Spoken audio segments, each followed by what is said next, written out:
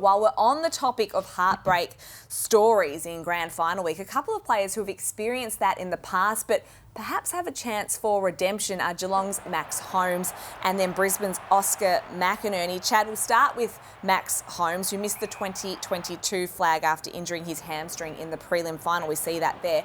He is so crucial to this Geelong side.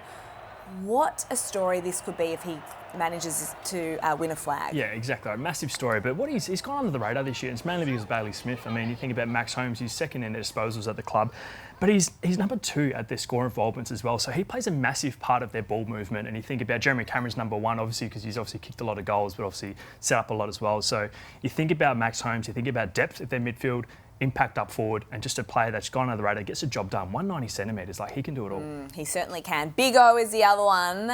Josh, he stole the show, I think, on Grand Final day last year, just in terms of the way that he handled it and the celebration with Darcy Fort, who replaced him as ruck in that premiership last year. He's just such a humble human being. Look at that.